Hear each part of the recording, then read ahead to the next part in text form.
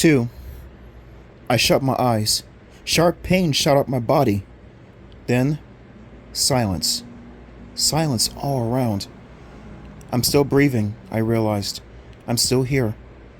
Cautiously, I opened my eyes and blinked several times. My bike had fallen on top of me. The van stood a few feet away, the front half tilted up on the curb. The door swung open. A young woman in gray sweats jumped out and came running over to me. "Allison, are you okay?" Ryan asked. He lifted the bike off my legs. The front wheel was completely mangled. I guess," I replied uncertainly. I sat up, blinking hard. I shook my head, trying to shake my dizziness away.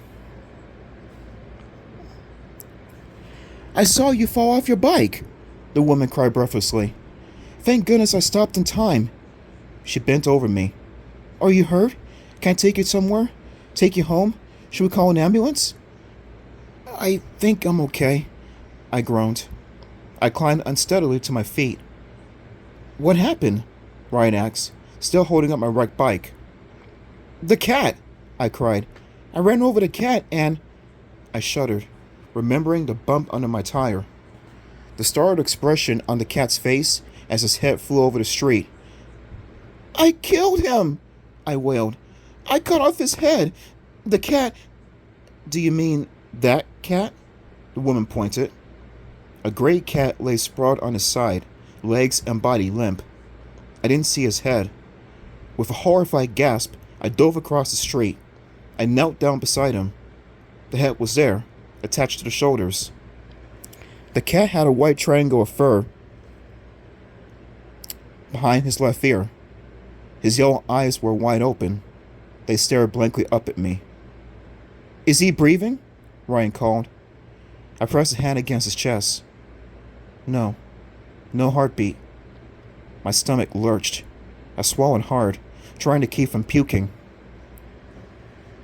Ryan was on his knees on the curb next to me. He carefully picked up the cat. "Maybe he's okay," he murmured. "Maybe—" The cat slumped limply in Ryan's arms. The eyes stared up blankly. "He's not okay," I said in a choked whisper. "He's dead.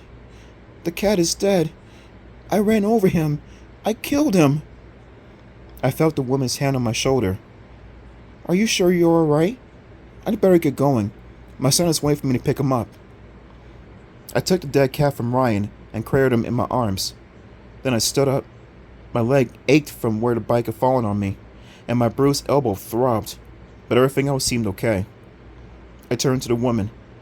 "I'm fine," I told her. "Really, I'm okay." She let out a long, relieved sigh. Ryan and I watched her climb into the van. It bumped off the curb as she backed up. She waved and then pulled away. I saw black skid marks in the street from where she had slammed on the brakes. I shuddered. What a close call. I gazed down at the dead cat. His mouth slid open. The pink tongue rolled out. "We've got to find the owner," I murmured. He ran right under my bike. I couldn't stop. You saw. It really wasn't my fault." Ryan glanced at his watch. "We're really late for rehearsal," he said. "Mr. Keynes is going to have a cow." "We can't just leave a dead cat here in the street," I told him. "We have to find its owner. I have to explain what happened." "Is he wearing a tag?" Ryan asked. "I don't see one." A big, old, run-down house across the street caught my eye. "Look, the front door is open," I told Ryan, pointing. "I'll bet the cat ran out of the house." We both gazed up at the house. "What a creepy-looking place," Ryan declared. "It looks like a haunted house in a horror movie." He was right. The house stood half hidden by a broken tree and tall, wild shrubs. Patches of red brick showed through the peeling gray paint. A shutter was missing from the upstairs window. The metal gutter had fallen away from the side of the house. A side window pane was missing. The hole was stuffed with balled-up newspaper. I wrapped the dead cat in my jacket. Then I took a deep breath and started up the driveway. Ryan held back. "Aren't you coming with me?" I asked.